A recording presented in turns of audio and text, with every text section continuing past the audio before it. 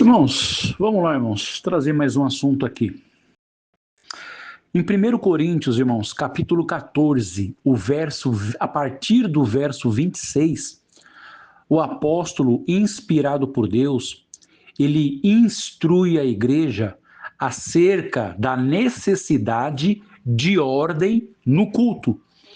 Então, ali o apóstolo, ele está ensinando o que deve ter em um culto a Deus, tá?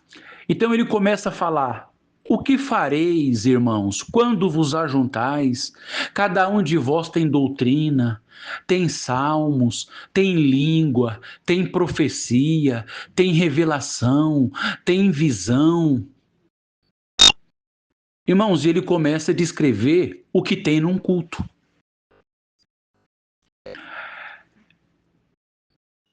Então nós vemos, irmãos, em todo o Novo Testamento, em toda a Escritura, a partir de Atos dos Apóstolos, quando a igreja já tinha sido gerada a partir de 2 de Atos dos Apóstolos.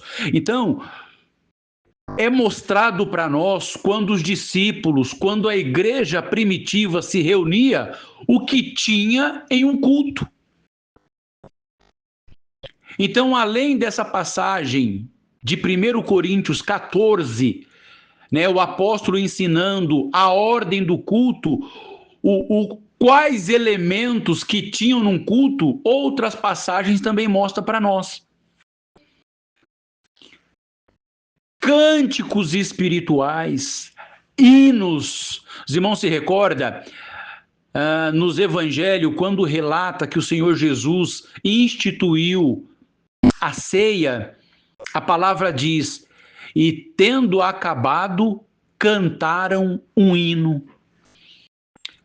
Então nós vemos, irmãos, pela Escritura, que num culto a Deus, o que deve ter? Pregação da palavra, ensino da palavra, oração, hinos de louvor a Deus. Profecia pode ter, revelação pode ter, línguas pode ter, interpretação de línguas pode ter, testemunho contando as obras, as maravilhas, os milagres, os prodígios que Deus opera na vida do seu povo. Pode ter. É isso, irmãos, são esses elementos que nós vemos pela Escritura, quando a igreja primitiva, quando os discípulos se reuniam, era isso que havia em um culto. Palavra de Deus, hinos de louvor a Deus, orações. É isso, irmãos. A manifestação dos dons espirituais. Era isso que existia num culto, era isso que tinha num culto. Então, e o que nós vemos hoje, irmãos? Tantos elementos, tanta coisa, tanta parafernália que introduziram num culto a Deus, que hoje pode dizer que é tudo, menos culto a Deus. Menos culto a Deus, irmãos. Aí hoje tem sal grosso no culto, tem rosa ungida, tem água benzida, tem o cajado de Moisés, né? Tem o muro de Jericó, tem a porta não sei das quantas, tem a arca do concerto, tem querubim, tem serafim, né? O que mais que tem num culto? Tem rodopio, tem óleo ungido. O que mais que tem num culto hoje, irmãos? Irmãos, os irmãos vê, e tudo isso para quê? Para chamar atenção, irmãos, para atrair, porque o ser humano, ele tem a tendência no seu estado natural de ser atraído pela vista, pelos olhos. E as coisas de Deus, as coisas espirituais, não é de vista, não é ver, não é apalpar, é sentir, irmãos. É obedecer a palavra. É isso.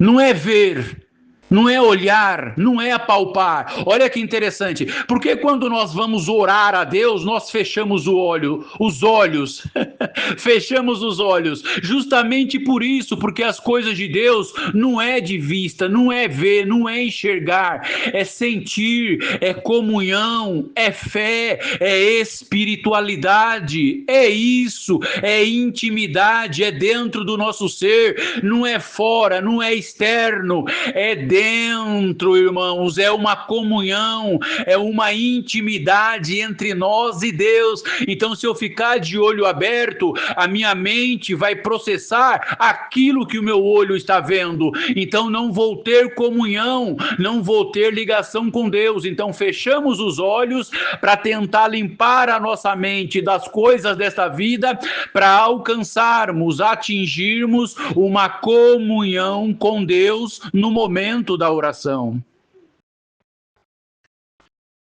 É isso. E hoje nós vemos o que num culto? É como nós dissemos, hoje é tudo, menos culto a Deus. É circo, é teatro, é tanta coisa, irmãos, menos culto a Deus. Aonde se vê na Escritura círculo de oração? Aonde se vê na Escritura grupo de louvor? Não existe isso, irmãos. Irmãos, essas coisas, as denominações, os líderes criaram para atrair a pessoas, irmãos, para dar cargo para as pessoas e as pessoas se sentirem importantes.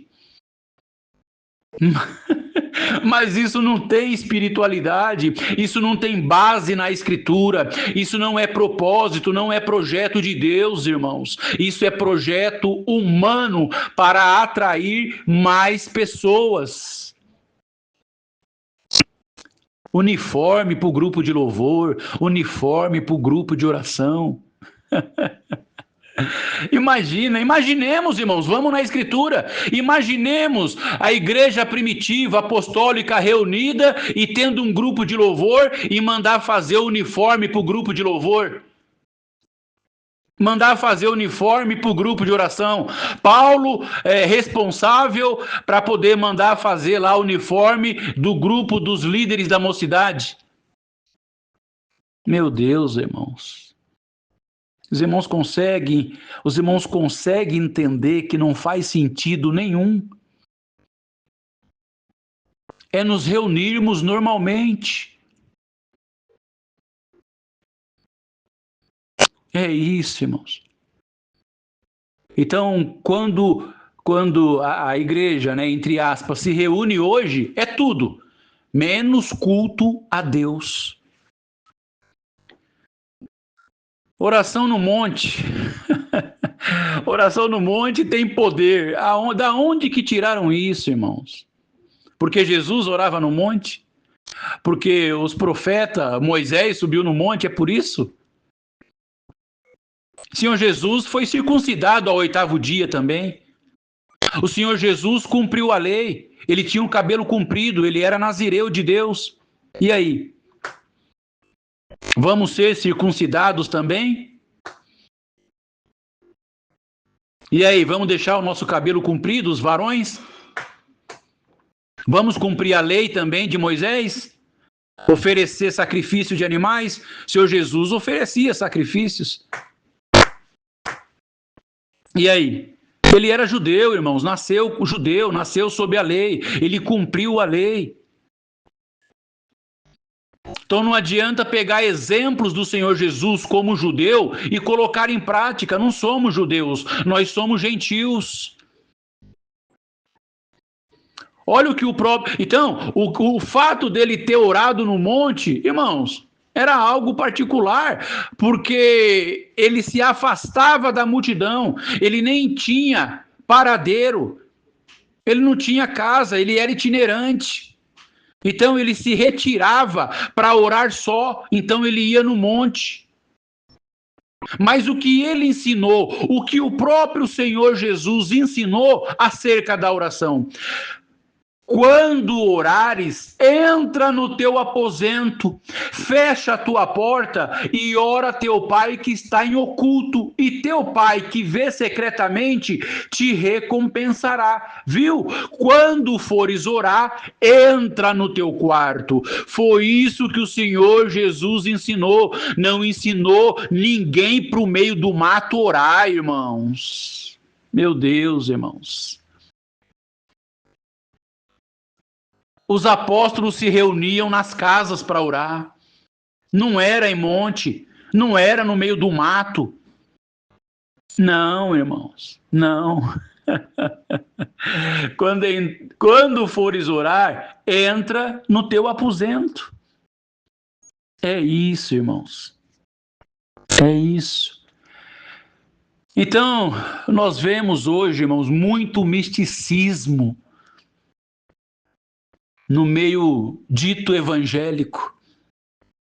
Crentes que têm o costume, que a gente nem sabe de onde veio isso, de deixar a Bíblia aberta na sala, no Salmo 23, ou no Salmo 91, ou no Salmo 121, como se a Bíblia aberta vai proteger o ambiente, vai proteger a casa, vai abençoar a casa. Meu Deus, irmãos, isso é misticismo. Isso é misticismo. Ungir objetos não tem base bíblica, irmãos.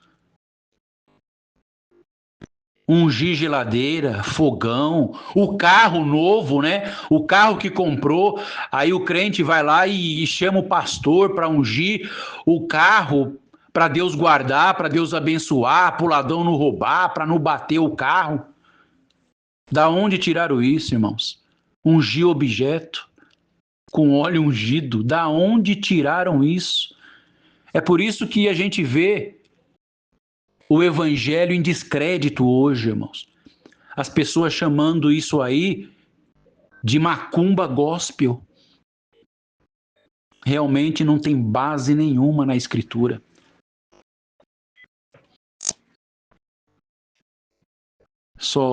Só traz escândalo, irmãos, ao evangelho de Cristo.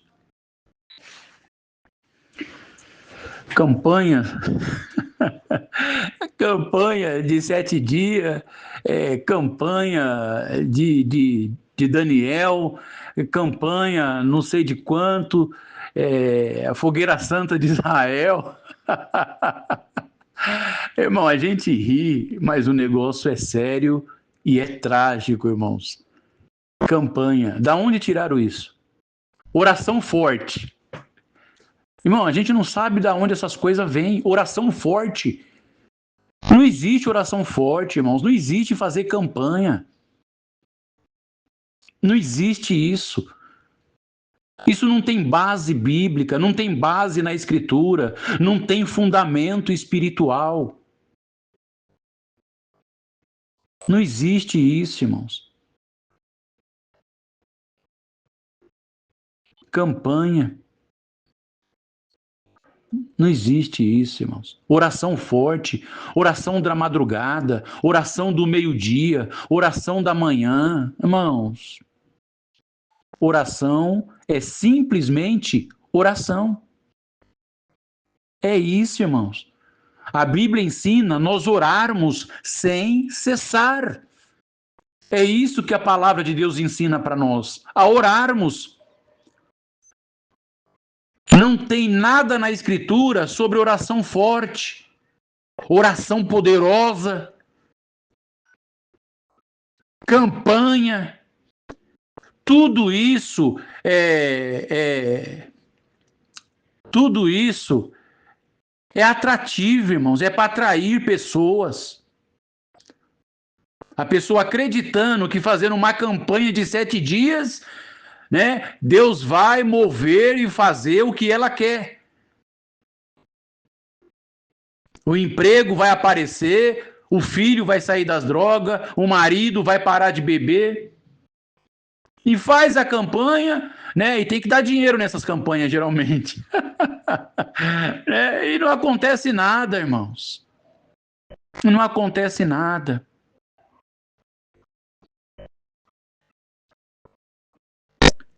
Precisamos de algo de Deus, de uma providência, de um milagre. Está aqui a receita. Entra no teu quarto, entra no teu aposento, na intimidade, na sinceridade, com lágrimas aos pés de Cristo. Deus está pronto a ouvir o nosso clamor com sinceridade. Não existe esse negócio de campanha, irmãos. Não existe esse negócio de oração forte. Não existe. O que existe, o que pode mover para que Deus se compadeça de nós, tenha misericórdia, opere ao nosso favor, atendendo a nossa oração, o que pode mover Deus ao nosso respeito é sinceridade, é estarmos na verdade, na justiça e na obediência da sua palavra. É isso, irmãos. É isso. E são palavras de Deus. Forte, mas reais e verdadeiras. Não fantasia, não ilusão. Não falsa esperança, prometendo para o povo através de campanha, através de fogueira santa, através de misticismo, através de óleo ungido, através de água benzida. Não, irmãos, é a palavra de Deus que diz que Deus não ouve a pecadores, mas aquele que é temente a Deus e que faz a sua vontade, a esse Deus ouve. É isso, irmãos, é uma oração sincera na presença de Deus, reconhecendo que somos pecadores, que não merecemos o favor de Deus, mas suplicamos, clamamos, com humildade, irmãos, e Deus está pronto a ouvir o nosso clamor. É isso, irmãos. Não adianta campanha, irmãos. Não adianta, isso não tem base em Deus.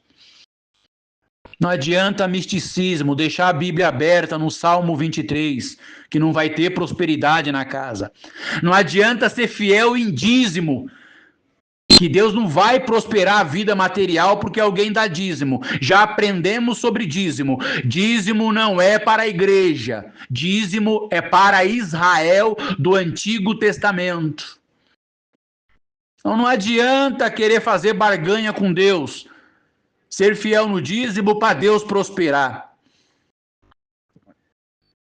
Não adianta óleo ungido, não adianta dar 3 pulinhos não sei aonde, não adianta comer lentilha, não adianta colocar a ferradura na beira da porta, colocar um trevo de 4 folhas na carteira, não adianta simpatia, misticismo, macumba gospel, não adianta nada disso, irmãos, não adianta.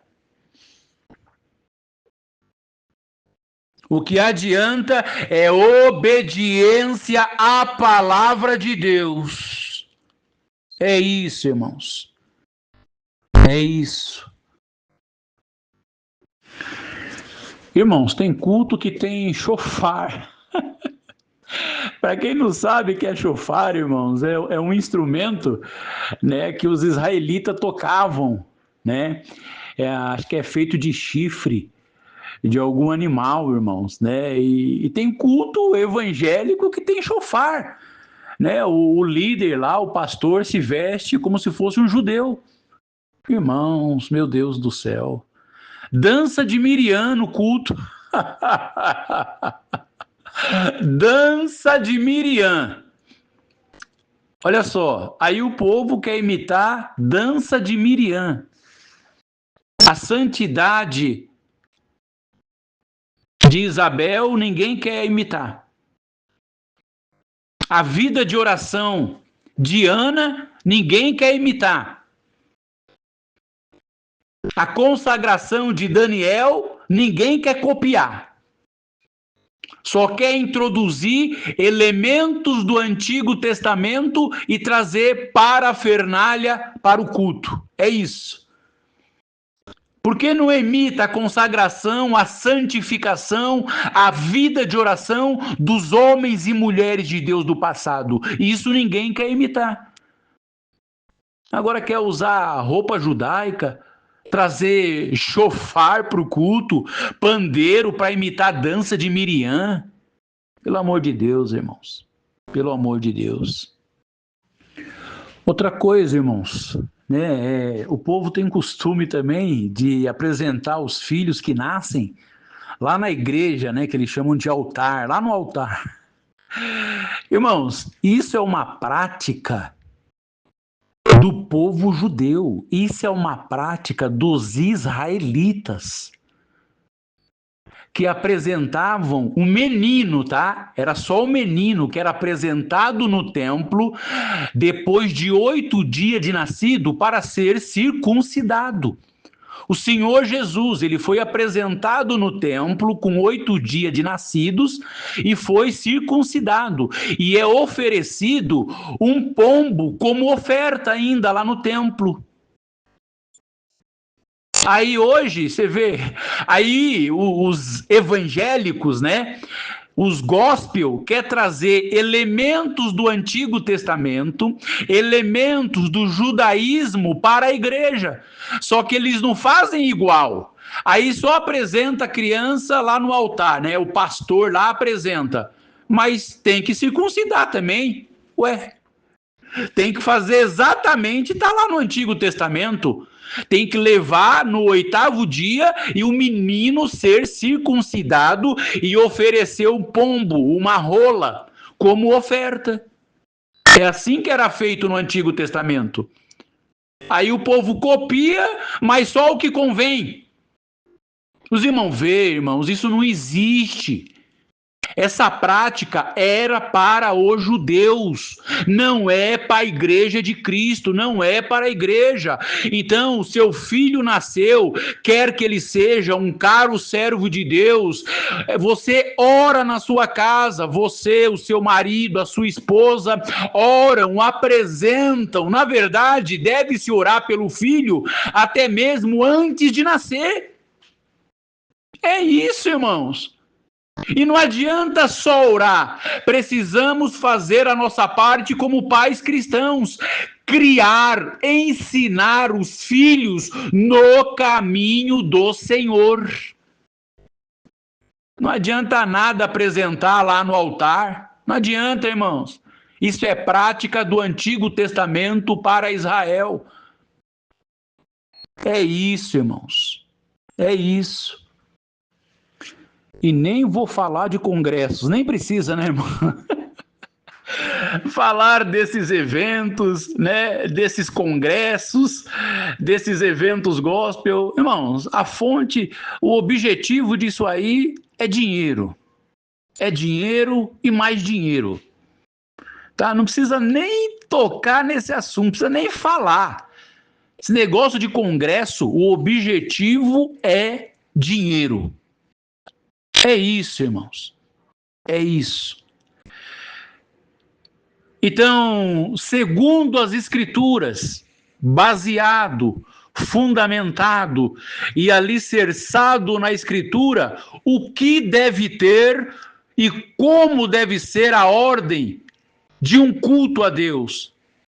Irmãos, num culto a Deus deve ter hinos, louvores e cânticos a Deus. É isso. Num culto deve ter orações a Deus. É isso.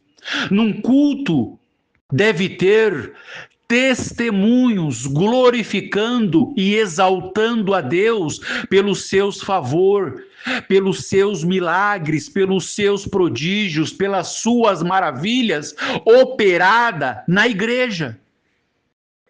Num culto a Deus, irmãos, deve ter as manifestações dos dons espirituais entre nós. Num culto a Deus, irmãos, deve ter a pregação da palavra, ensino, exortação, admoestação, conselho, consolo. Tudo fundamentado na Escritura Sagrada, que é a palavra de Deus. É isso, irmãos. É isso que se deve ter num culto. Com ordem, com decência, com reverência, com temor, com respeito. Por quê? Porque nós estamos oferecendo um culto a Deus, irmãos. E nós sabemos que Deus não recebe oferta de qualquer maneira. Nós temos o exemplo de Caim, que Deus não recebe oferta manchada. É isso, irmãos. É isso.